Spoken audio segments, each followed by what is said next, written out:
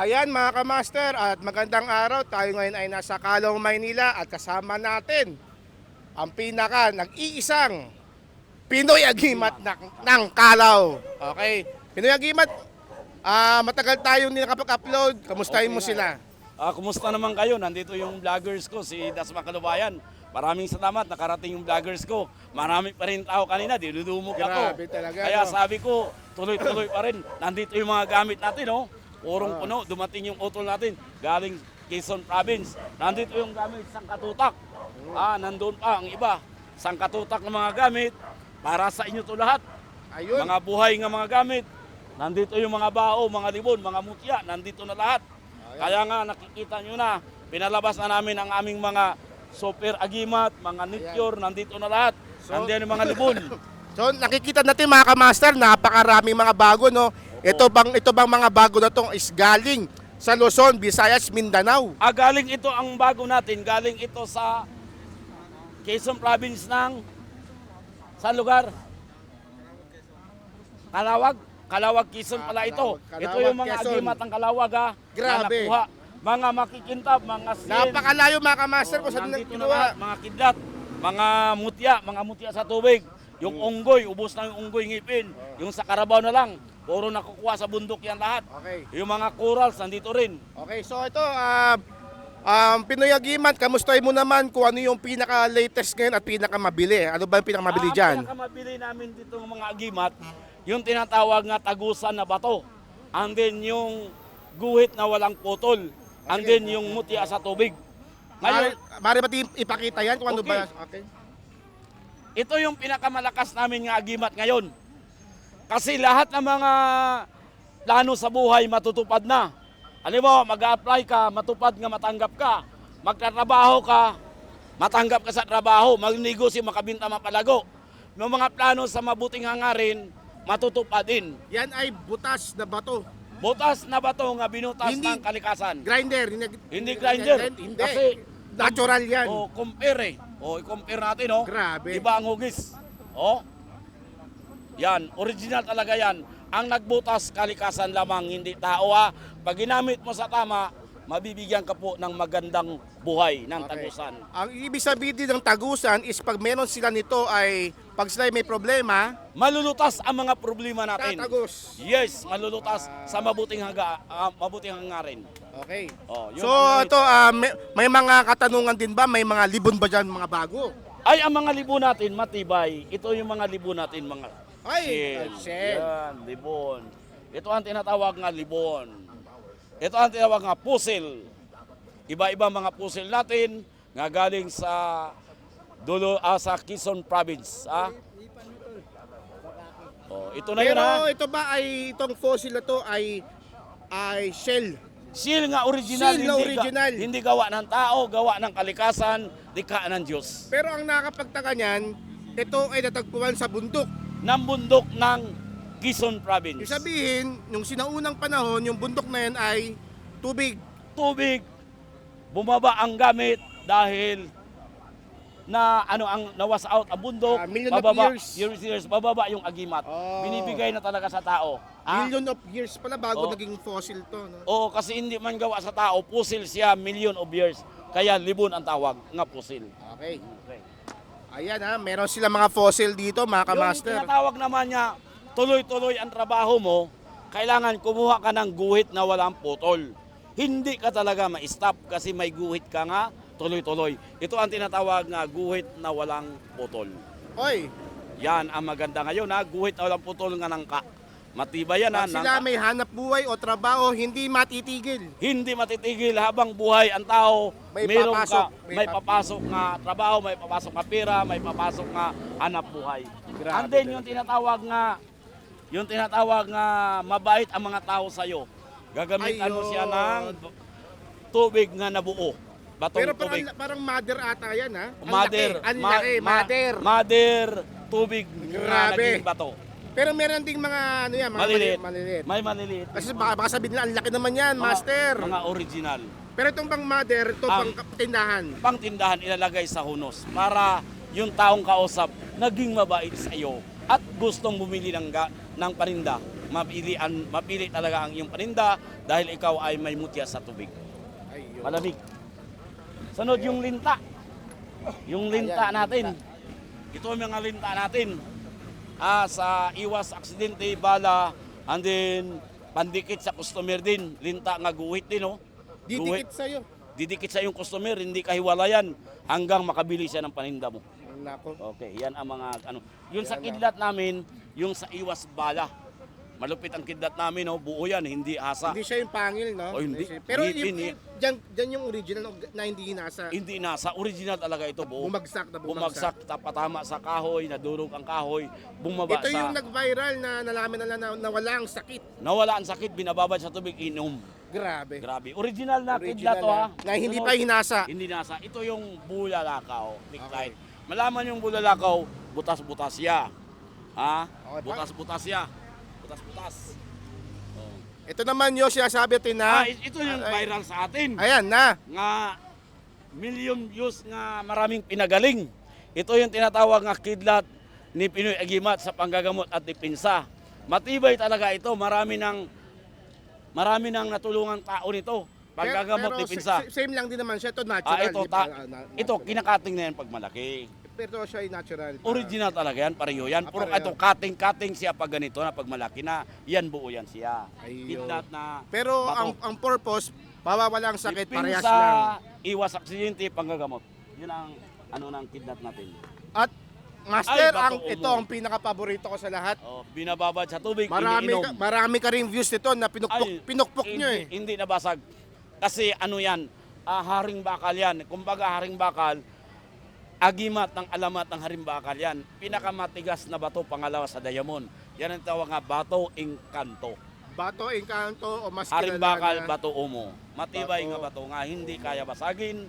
Yan ang tawag nga mutya ng haring bakal. Okay. Ito ang laging tinatanong mga kamaster sa ating mga YouTube Yes. viewers, no? Pinoy Agimat, Yes po. meron ka bang mga niyog dyan? Meron na kaming Kaming niyog. Ito yung niyog natin nga, Libon. Kumpletong-kumpleto. Nakuha na yung buo natin, Ay, hindi yun mo na pala. inabot. Nabayaran na. Ay, binayaran na. Yung O, po ito. kanina, ito na yung... Ay, inabot mo, binayaran, umalis yung tao eh. Ito yung buo. Kinat ko sa taas, kinat ko sa ilalim ngayon, akob na siya. Ayun. Yan ang libon ni Pinoy Agimat, ha? Grabe. Ngayon, kung magpagawa kayo, Makinis ha? urig talaga kasi walang butas sa ilalim, oh. Oh, ngayon sa taas, oh, walang butas. Paano magkakaroon butas? Yan nga si libon man yan. Oh, yan ang paghuli ng original nga libon, walang butas sa taas, akob siya taas baba. Yan ang tawag nga libon, kulam, barang, sani, bala, aksidente, nandito na lahat ang nature power ni Agimat. Karga ng kalikasan, and then karga ng dasal para mabubuhay ang isang bagay. Libon, laban sa lahat. Ayun. Uy, kunat! Ayan ang kunat. Isa rin sa mga nag-viral yan. Oh, ay itong kunat natin. Saan galing ang kunat? Galing sa... Ikwento mo, Pinoy Agimat, paano na-discover yung isang unggoy ba yun, ito, diba? review Agimat. Okay, review Agimat. Ang Agimat nga kunat, dahong kubul ni sa Bisaya, sa Davao. Okay. Karon ang mga utol, mga kabundukan, may nag-hunting ng ibon. Ayun na. Ngayon, nakita nilang unggoy din, umakyat sa taas. Sinama na nila sa paghunting. Yung kinain ng unggoy ang dahon, Ito ang kinain. pagkaon niya, hindi alam ng unggoy nga kunat. Pero pag pusil, pag igo, gumagano lang ang unggoy. Oy, Gumagano lang na parang kati. Ay. Ngayon, pag nagulat yung nagbaril, hala, hindi man mahulog ang unggoy. Yung pala, nalaman ng nagbaril nga, bakit yun lang ang kinain, hindi tinablan? Kinuha ng grupo. Kaya ang pangalan niya, dahong kubol, kunat.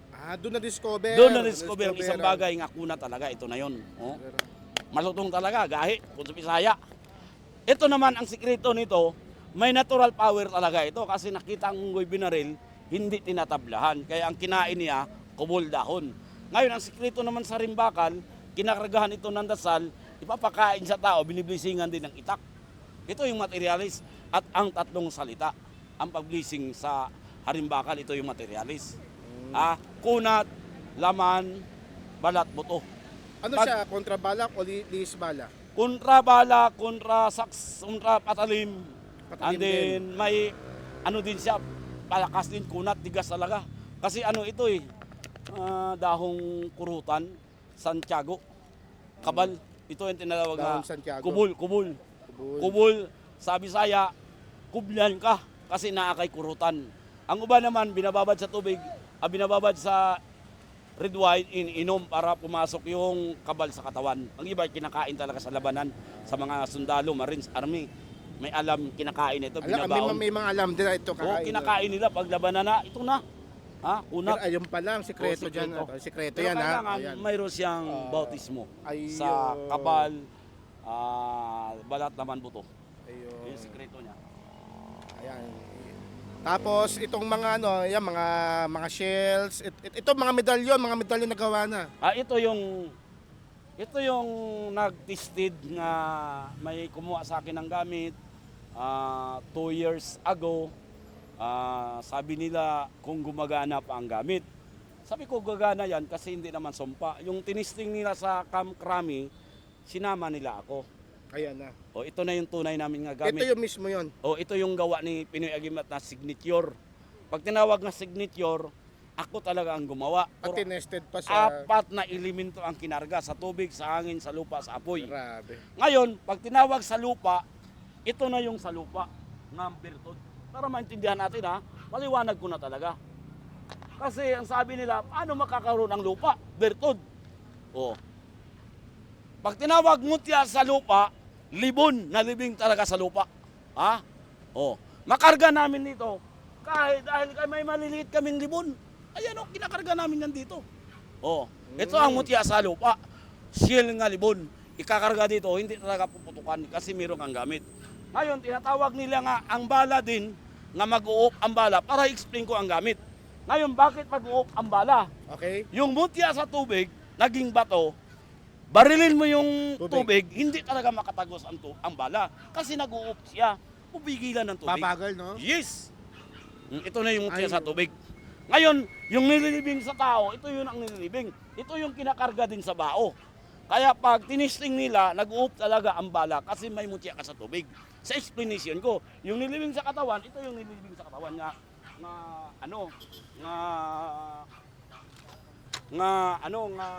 butilya o Ayan na. pino. Ito yun Nakita mo yung maliit na yan? Ay, ano yan, mga yan. O, ito na yun ang nililibing sa mutya sa tubig na ito. Nililibing sa katawan. Yan ang original. Oo. Pag lumaki, yun. Ngayon, pag libing yan, tumatawid ka sa tubig, sasama ka lang sa tubig din. Puti rin. Ginagamit din to sa mga scout ranger pang tawid dagat. O, nga Pero hindi sa makita. ito rin yung pwedeng ipasok sa... Dito maliliit. Ito yung malalaki, ito yung sa bao. Oo. Kaya mamimili lang kayo kung anong gusto nyong gamit. Nandito yung mga gamit natin mutya sa tubig. Pero mga kamaster ha, Legitimo talaga ito. hindi ito pwede na kayo mismo ang maglalagay nito. Mayroon siyang Mayroong tao nga may taga-libing. proseso dapat ang Oo, paggagawa niyan. Kailangan ang paglibing din, yung ginagamit sa libing yan, gumamit ka ng matalas nga iya ka yung tinatawag nga hindi ka ma-infeksyon, yung pangbutas alaga, yung tinatawag nila nga stainless. Sunod, binababad mo sa mainit na tubig, punasan mo ng alcohol. Kailangan pagbutas niyan, may dasal nga hindi siya dudugo, hindi masaktan yung tao. Yun, kailangan walang ugat nga matatamaan. At may orasyon yun habang Yes. Kasi hindi lang basta ilalagay yun, pag ha? tinamaan yung ugat mo, siyempre malakas ang dugo. Kailangan doon ka tumama sa walang ugat. Ay. Yan ang paglilibing. At Ayun saka pala. ang paglibing, Birni Santo. Paano pag tumama sa ugat? Delikado yun, baka Delikado. dumali-dalo yun. Dumalo yung kailangan sa walang ugat. Ay, nako, delikado. Yun ang mga sekreto. Ayan. At Kaya na, nga, Kaya yung mga delikado ilibing, ito naman ang delikado. Huwag kayong maglilibing na mga sungay sa usa. Saka yung mga ngipin nga hasain nyo, ilibing sa katawan, may poison yan. hindi pala lahat pwede. Oo. Ang hindi ilibing yung ngipin, yung sungay sa usa, poison yan. May lason Yes. yun. Okay. Yung ng ahas, ngipin, Nako, huwag kayong maglibing, delikado rin yan sa poison. galing pasahas, nilibing Oo. ano. Sunod yung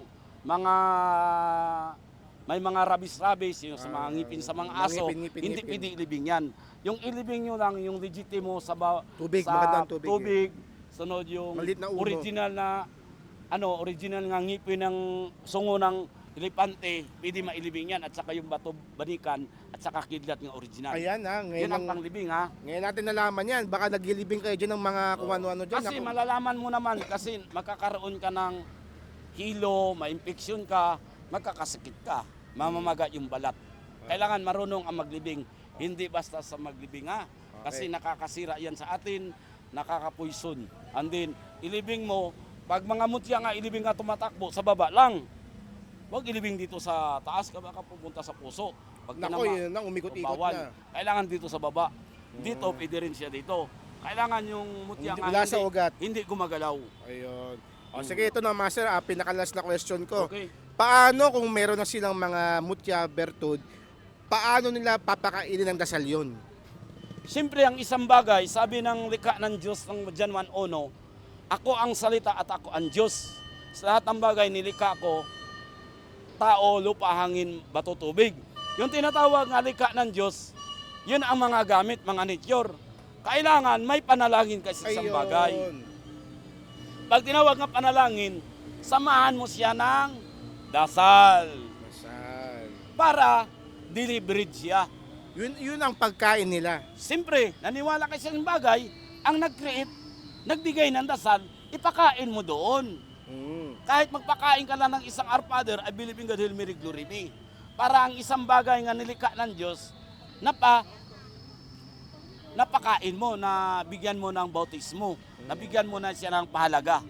At ang bagay nga ginagamit sa mga pag-apply trabaho, negosyo, gamitin mo sa tama, hindi yung gamitin mo sa sugal para dili ma-discommunion. Dapat yung mga bawal, alam niyo yung mga bawal. Pag ginamit mo sa tamang isang bagay, may bibigyan ka ng magagandang buhay. Ayun. Yun ang isang bagay. Kasi nilikha ito ng Diyos para sa tao talaga. Pero syempre, nasa tao din ang gawa. Baka sabi nila, pag meron ng mga ganito, wala na silang gagawin. Kailangan may Hindi. gawa pa rin sila. Hindi, ang isang bagay kasi, ang isang bagay kailangan gagamitin mo nga hindi ka makakasira sa tao. Ako. Nakakatulong ka ba? Hindi yung nagbibinta ka ng lason para mamatay yung tao. Bawal yan. Gamitin mong isang bagay nga nakakatulong sa tao. Hindi yung nakakasira sa tao. Kahit anong klaseng bagay, basta wag lang makasira sa tao. Kailangan yung nakakatulong na masatisfy ka ba na hindi makasira sa katawan, hindi makasira sa personal sa tao. Yun ang ano dyan, hindi yung magbigay ka sa isang bagay nga nasisira ang katawan niya. At syempre, sila rin naman din, yung mga kapangyarihan na meron sa mga mutya, is gamitin naman din sa tama. Gamitin mo sa tamang paraan para ikaw ay may bibigyan ka ng magagandang buhay. Ayun. Kasi likha ng kalikasan, hindi naman gawa-gawa Ano ng yung tao. lagi mo sinasabi, Pinoy Agimat? Makatao? Makapamilya, Okay. makatao, makabayan, makadiyos. Nako, yun ang magandang ano doon. Oh. Yun ang lagi yung tatandaan, di sabihin, magiging mabuting tao na every Kasi pag moment. ikaw ay mabait, susuklian ka rin ng kabaitan. Halimbawa, gumawa ka ng mabuti, meron ding ibibigay sa iyo yan. Hindi yung walang ibibigay. Ang Diyos mabait sa atin. Kaya hindi tayo pababayaan kasi anak tayo ng Diyos. Ayan. Sige, Master, dahil updated tayo ngayon, Okay? saka pa makikita. Near of Jollibee, in front of CITIC Maritime Training Center, near of Tree of Nara, along highway, Calao, Maria Orosa, corner, Calao, Jollibee. Malapit po tayo sa Jollibee. Opo, yun ang Ayan. location sa Pinoy Agimat almost 12 years ago in service. So, paano naman yung contact dyan? Paano makakontak? Kontakin si Pinoy Agimat 0956-756-2987 sa YouTube, call or text akin. Ayun. So yun mga ka-master, bale abangan nyo pa yung mga updated kasi nakita nyo na ang dami mga bago ni Maraming mga bago nga pinaliwanag ko. Ito yung mga bagong kuha nga agimat nga kumpleto pa, hindi pa masyadong napipilian. Ayun. O sige, Luzon, Visayas, Mindanao, magpapaalam na kami at abangan nyo ang Maraming salamat. salamat. Bye-bye!